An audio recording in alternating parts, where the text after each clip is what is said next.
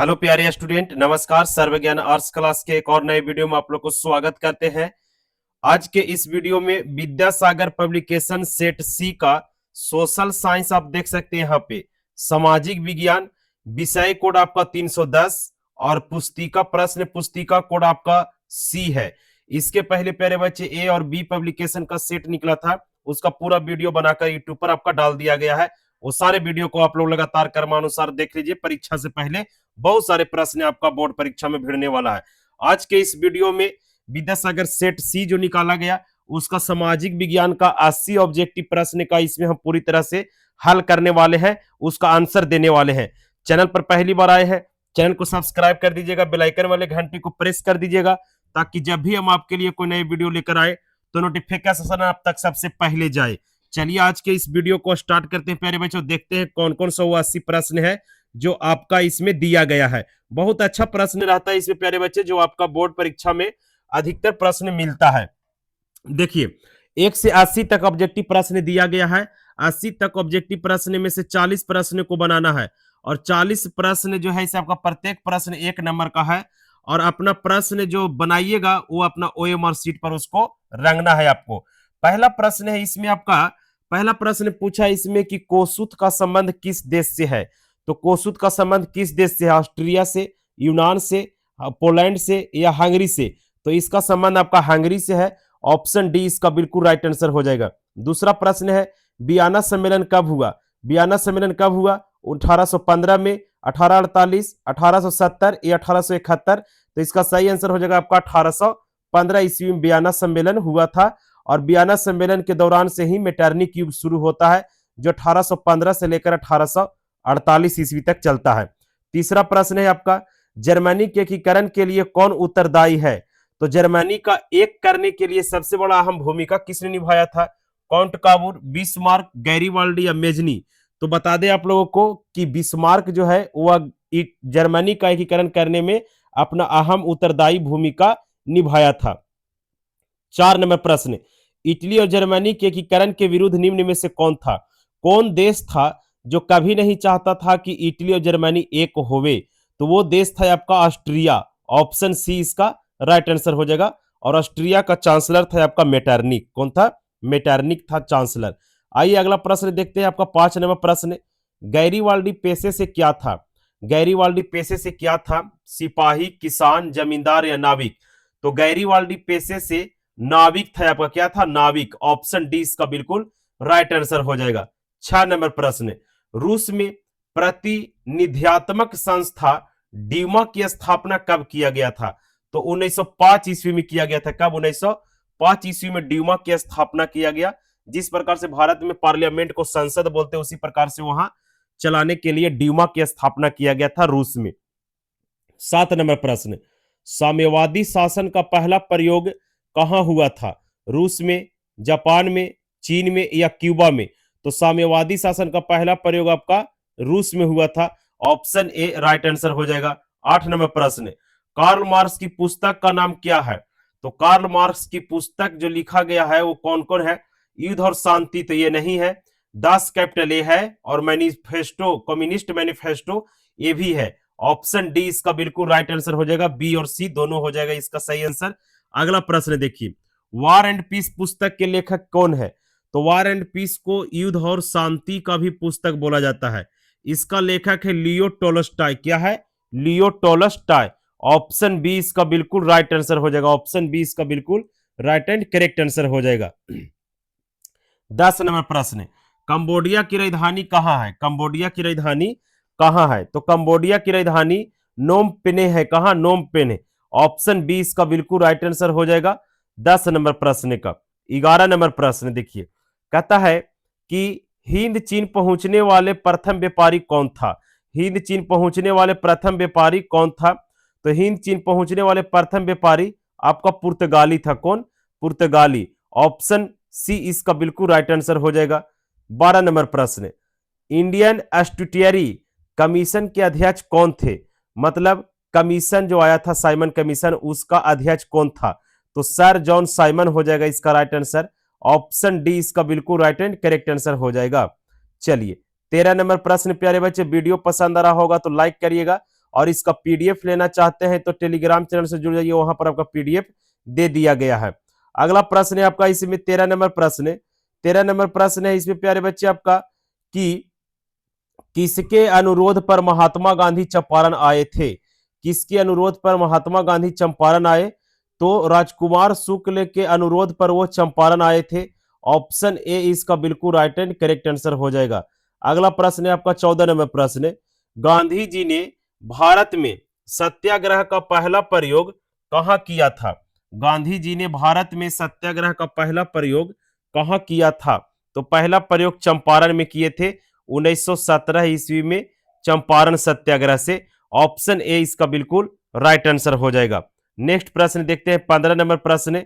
15 number प्रश्न है, यदि किसी वस्तु या सेवा का मूल्य 20 लाख रुपया से अधिक है तथा 1 करोड़ से कम है तो उपभोक्ता कहां शिकायत कर सकता है? उपभोक्ता जो है इसे कहां शिकायत करेगा? तो वो करेगा राज्य आयोग में। कहां? राज्य आयोग में। ऑप्शन बी सही आंसर हो जाएगा इसका। 16 नंबर प्रश्न, रंपा विद्रोह कब हुआ था? तो रंपा विद्रोह प्यारे बच्चे 1916 ईस्वी में आंध्र प्रदेश के गुंटूर जिला में हुआ था। ऑप्शन ए इसका बिल्कुल राइट आंसर हो जाएगा।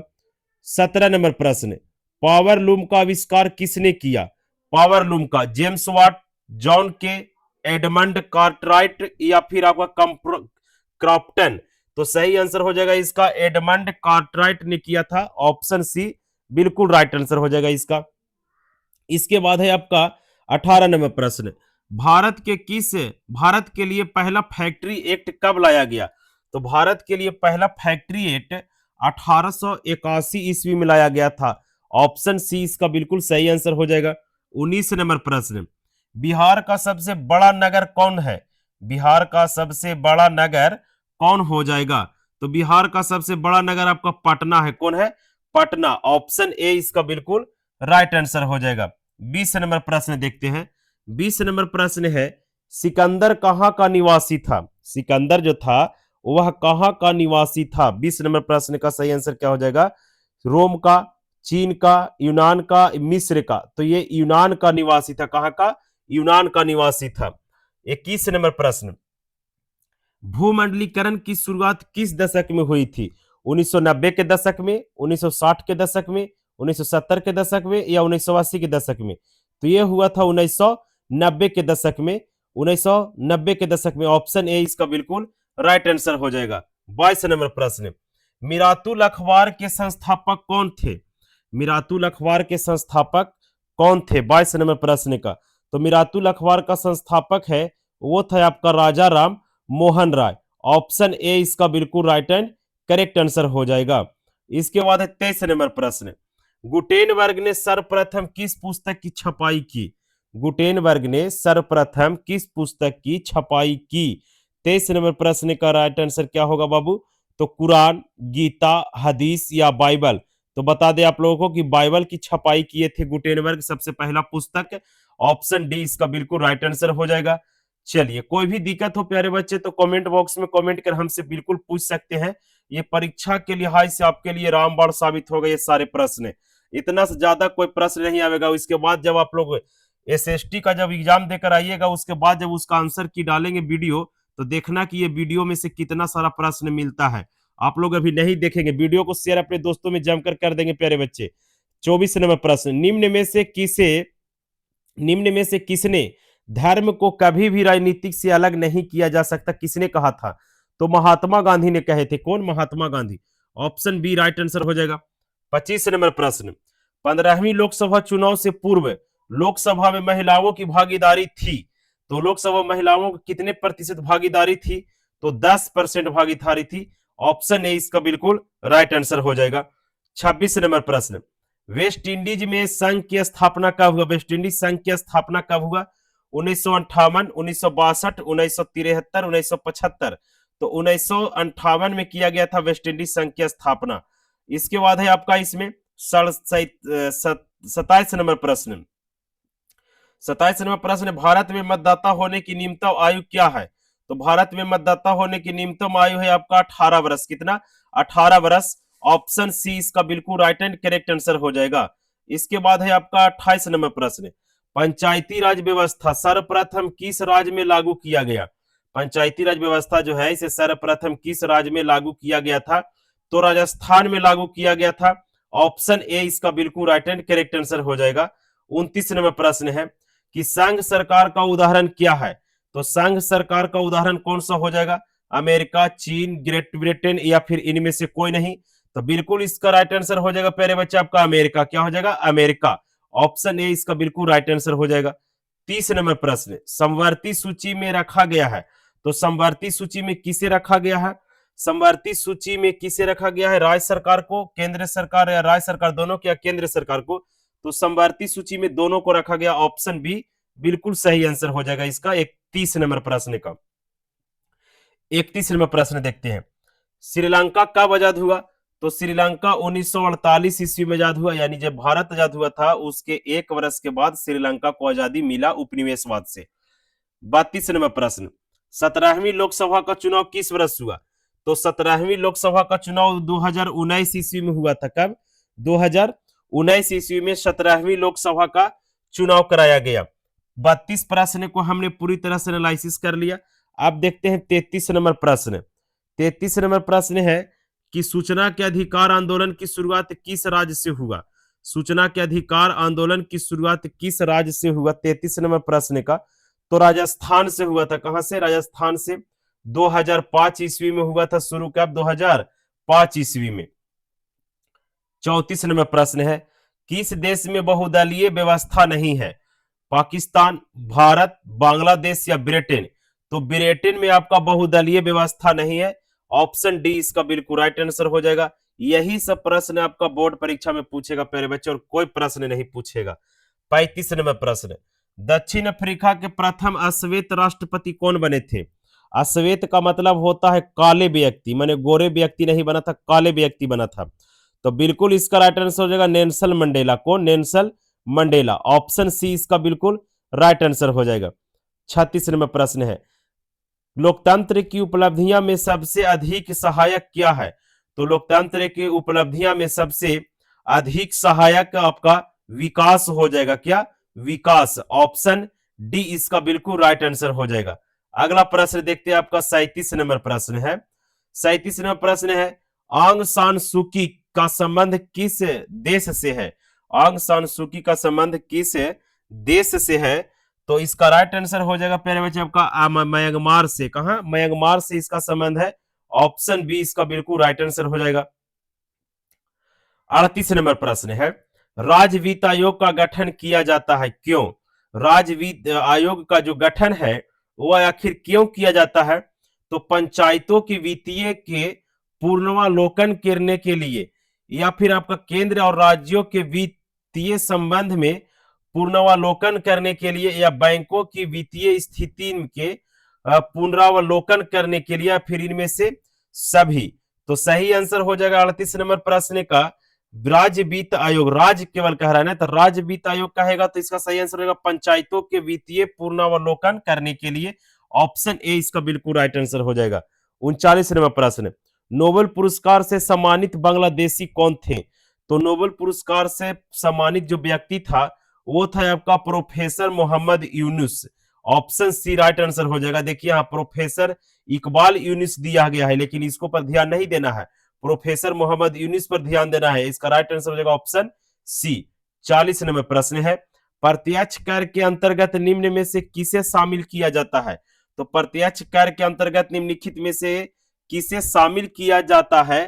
तो इसका बिल्कुल राइट आंसर हो जाएगा 40 नंबर प्रश्न का ऑप्शन ए, यानी आय कर को शामिल किया जाता है। किसको? आय कर को। चलिए 41 नंबर प्रश्न देखते हैं। 41 नंबर प्रश्न है, भारतीय रिजर्व बैंक की स्थापना कब हुई? तो भारतीय रिजर्व बैंक की स्थापना 1935 ईस्वी में हुई थी। कब? 1935 ईस्वी में। ऑप्शन बी इसका बिल्कुल राइट एंड करेक्ट आंसर हो जाएगा। अगला प्रश्न देखते हैं। अब नेक्स्ट प्रश्न है, इसमें नेक्स्ट प्रश्न है, नरेगा कार्यक्रम जो है, नरेगा कार्यक्रम के नाम के साथ किस व्यक्ति का नाम जोड़ा गया? तो महात्मा गांधी का नाम जोड़ा गया। किसका? महात्मा गांधी का। ऑप्शन डी इसका बिल्कुल राइट आंसर हो जाएगा। 43 नंबर प्रश्न है, नरेगा के अंतर्गत ग्रामीण मजदूरों को साल में कम से कम कितने दिनों के लिए रोजगार देने की व्यवस्था की गई है? तो 100 दिनों के लिए। कितने दिनों के लिए? 100 दिनों के लिए। ऑप्शन ए इसका बिल्कुल राइट आंसर हो जाएगा। 44 नंबर प्रश्न है, नई आर्थिक नीति में किसे सम्मिलित किया गया है? नई आर्थिक नीति में किसे सम्मिलित किया गया है? 44 नंबर प्रश्न का राइट एंड करेक्ट आंसर हो जाएगा इनमें से सभी को, यानी उदारीकरण को, निजीकरण को, वैश्वीकरण को, इनमें से सभी को किया गया है। ऑप्शन डी इसका बिल्कुल राइट एंड करेक्ट आंसर हो जाएगा। 45 नंबर प्रश्न, इनमें से कौन सी बहुराष्ट्रीय कंपनी है? Ford Motors, Samsung, Coca Cola या इनमें से सभी? तो इनमें से सभी जो है इसे आपका अंतरराष्ट्रीय कंपनियां हैं। 46 नंबर प्रश्न, 46 नंबर प्रश्न है, कौन सी आर्थिक क्रिया ग्रामीण क्षेत्रों में प्रमुख है? कौन सी जो आर्थिक क्रिया है वो ग्रामीण क्षेत्र में सबसे ज्यादा प्रमुख माना जाता है? तो वो हो जाएगा इसका राइट आंसर आपका प्राथमिक क्षेत्र, जिसके अंतर्गत कृषि क्षेत्र आता है। 47 नंबर प्रश्न देखिए, कहता है खाद्य पदार्थों की शुद्धता की जांच के लिए किस मान्यता प्राप्त चिन्ह को होना आवश्यक है? तो एक मार्ग को, किसका? एक मार्ग को अनिवार्य है। 47 नंबर प्रश्न का कैट राइट आंसर हो जाएगा। सभी प्रश्नों को याद कर लेंगे प्यारे बच्चे आपका एग्जाम से पहले। उपभोक्ता द्वारा शिकायत करने के लिए आवेदन शुल्क कितना लगता है? 48 नंबर प्रश्न का तो बता दे कि 1 रुपया नहीं लगता है, 1 रुपया भी नहीं लगता। ऑप्शन डी इसका बिल्कुल सही आंसर है। 49 नंबर प्रश्न, भारत का पहला मानव विकास रिपोर्ट किस प्रधानमंत्री के द्वारा जारी किया गया? तो भारत का पहला मानव विकास रिपोर्ट जो है इसे अटल बिहारी वाजपेयी के द्वारा जारी किया गया था। किसके? अटल बिहारी वाजपेयी के द्वारा। 49 नंबर प्रश्न का राइट आंसर हो गया ऑप्शन बी, इसका बिल्कुल सही आंसर हो जाएगा। 50 नंबर प्रश्न है, कहता है इनमें से किस देश में मिश्रित अर्थव्यवस्था है? अमेरिका, चीन, भारत, इनमें से कोई नहीं। तो भारत में आपका मिश्रित अर्थव्यवस्था देखने के लिए मिल जाएगा। 51 नंबर प्रश्न, जिस देश की राष्ट्रीय आय अधिक होती है वह देश क्या कहलाता है? जिस देश की राष्ट्रीय आय अधिक होती है वह देश क्या कहलाती है? वह देश विकसित कहलाती है। क्या कहलाती है? विकसित। ऑप्शन बी इसका बिल्कुल राइट आंसर हो जाएगा। चलिए 52 नंबर प्रश्न देखते हैं प्यारे बच्चे। 52 नंबर प्रश्न है, poverty and un British rule in India पुस्तक के लेखक कौन है? तो दादा भाई नौरोजी है। बहुत इंपॉर्टेंट बुक है ये, जो दादा भाई नौरोजी के द्वारा लिखा गया है। Poverty and un British rule in India पुस्तक के लेखक है आपका दादा भाई नौरोजी। ऑप्शन बी इसका बिल्कुल राइट आंसर हो गया। 53 नंबर प्रश्न देखिए, 53 नंबर प्रश्न है, केंद्रीय सांख्यिकी संगठन की स्थापना कब हुई? तो केंद्रीय सांख्यिकी संगठन की स्थापना की बात करा तो राइट आंसर हो जाएगा इसका आपका 1954 ईस्वी में। 1954 ईस्वी में। 54 नंबर प्रश्न, सन 2008 से 9 के अनुसार भारत की औसत प्रति व्यक्ति आय कितना था? तो इसको, ये कंफ्यूज है प्यारे बच्चे, इसको आपको ऐसे ही रहने देते हैं, इसको रद्द कर देते हैं क्वेश्चन को। आप लोग इसको में कमेंट बॉक्स में लिख सकते हैं इसका आंसर क्या होगा से। चलिए अगला प्रश्न देखिए, किसने कहा मुद्रण वह है जो मुद्रण की कार्य करती है? तो हार्टले विदर्स ने कहा था। किसने? हार्टले विदर्स ने कहा था कि मुद्रा वह है जो मुद्रा की कार्य करती है। ऑप्शन डी इसका राइट आंसर हो जाएगा। 56 नंबर प्रश्न है, साख का क्या अर्थ होता है? तो साख का अर्थ क्या होता है? तो साख का अर्थ होता है प्यारे बच्चे आपका विश्वास करना, ऋण लौटाने की क्षमता, या ये अभी दोनों, इनमें से कोई नहीं। तो विश्वास करना भी होता है और ऋण लौटाने की क्षमता भी होती है। ऑप्शन सी इसका बिल्कुल सही आंसर हो जाएगा। 57 नंबर प्रश्न, विश्व पर्यावरण दिवस कब मनाया जाता है? विश्व पर्यावरण दिवस कब मनाया जाता है? तो विश्व पर्यावरण दिवस प्यारे बच्चे आपका कब मनाया जाता है? इसका सही आंसर हो जाएगा आपका 5 जून को मनाया जाता है। प्रत्येक वर्ष 5 जून को विश्व पर्यावरण दिवस। 57 नंबर प्रश्न हम लोग पूरी तरह से क्लियर कर लिए। वीडियो को लाइक कर दिएगा प्यारे बच्चे और वीडियो को शेयर भी कर दिएगा अपने दोस्तों में। चलिए 58 नंबर प्रश्न, काली मिट्टी उपयुक्त है? काली मिट्टी किसके लिए उपयुक्त है? तो काली मिट्टी कपास की खेती के लिए सबसे अधिक उपयुक्त होती है। ऑप्शन ए इसका बिल्कुल राइट आंसर हो जाएगा। 59 नंबर प्रश्न, भाखड़ा नांगल परियोजना किस नदी पर बनी हुई है? तो भाखड़ा नांगल परियोजना जो है वह सतलज नदी पर बनाई गई है और यह पंजाब राज्य में बनाया गया। कहां? पंजाब राज्य में। बी आंसर बिल्कुल राइट हो गया। 60 नंबर प्रश्न, हीराकुंड परियोजना किस नदी पर है? हीराकुंड परियोजना जो है वह किस नदी पर है? तो इसका राइट आंसर हो जाएगा कि वह महानदी पर उड़ीसा में बनाया गया है, जो भारत की सबसे बड़ी नदी घाटी परियोजना में से एक आता है। 61 नंबर प्रश्न, वृहद क्षेत्र में जल की उपस्थिति के कारण ही पृथ्वी को कहते हैं, कैसा ग्रह कहते हैं? माने अधिक जल होने के कारण पृथ्वी को नीला ग्रह कहा जाता है। कौन सा? नीला ग्रह। ऑप्शन बी इसका बिल्कुल राइट आंसर हो जाएगा। 62 नंबर प्रश्न देखते हैं, सुंदरवन है, सुंदरवन किस राज्य में है? तो सुंदरवन जो डेल्टा है या अभयारण्य जो है वह कहां है प्यारे बच्चे? यह है आपका पश्चिम बंगाल में। कहां? पश्चिम बंगाल में। 63 नंबर प्रश्न, भारत में 2001